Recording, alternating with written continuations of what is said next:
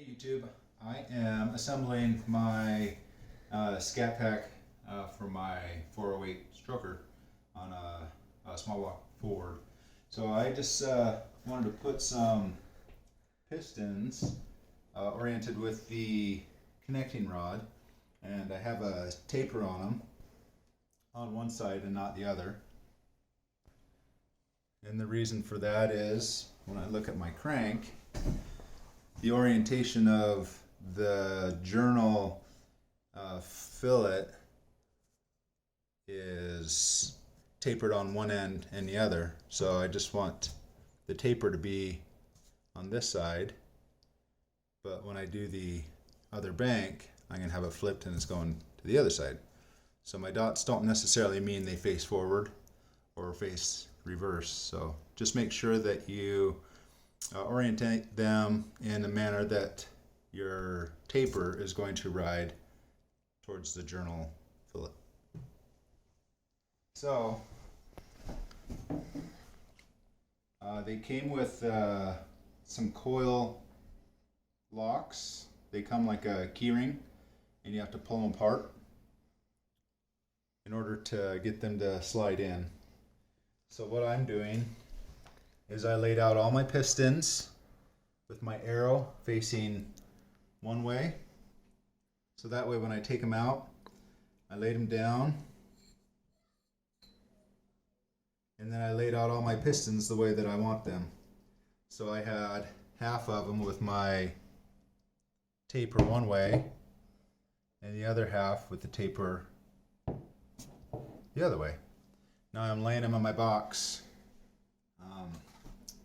as one bank, and then the other bank is on the other side. So I'm just kind of wiping down the parts from the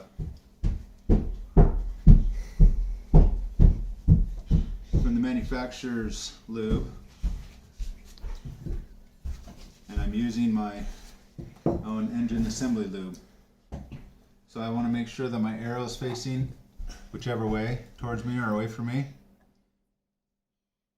And I put a little lube inside. Just make sure you coat all the metal, that the metal is going to be riding on metal. And then what I'm doing is I'm putting in my first coil. Mom, they're gonna put lip gloss on. Just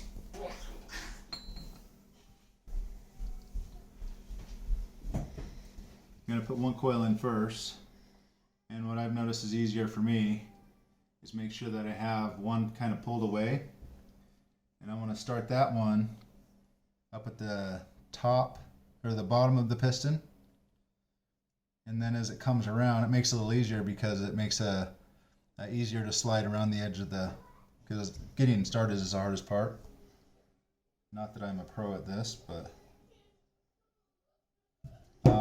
I just took my flathead screwdriver, being careful not to scratch the piston,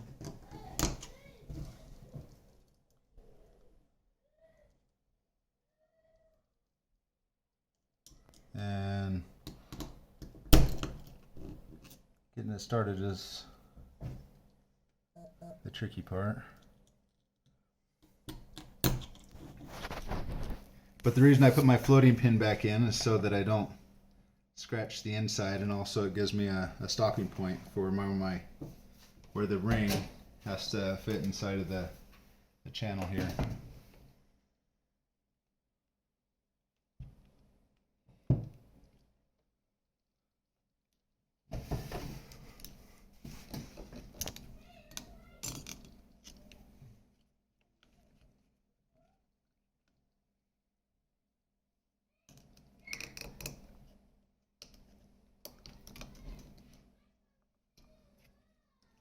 Sometimes it gets caught up on the top as it comes around, so I just kind of make sure I have enough space for it. See how it's starting to come around?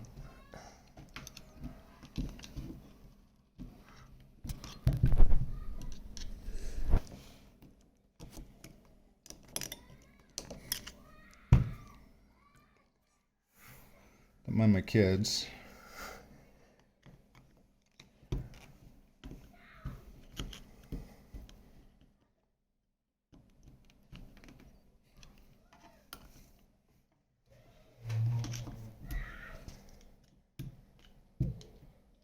And once I come around to the end, you'll hear it snap into place. There. I can pull my pin out and just make sure that I'm lined up in there. I want to also kind of wipe off any metal shavings that could have came from the sliding that coil in. Say that part again. So now I make sure that my arrow is pointing up. My ring is on this side. So I have one left of each side. So I have the one that's away from me. I'm going to make sure I put my assembly lube inside the connecting rod on the edges. And I'm just going to slide my pin back into place. Sometimes it's really snug, so you just gotta be patient. Don't force it. And now the bottom pin, or bottom lock ring, is going to keep it from sliding all the way through. Top one's in place. Got my last coil. Just want to make sure it gets in the channel there. Nice.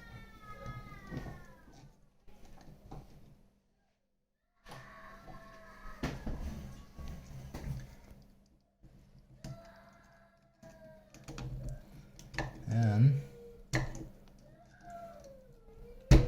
guess getting this started is the hard part, but once you get going, you just work your way around.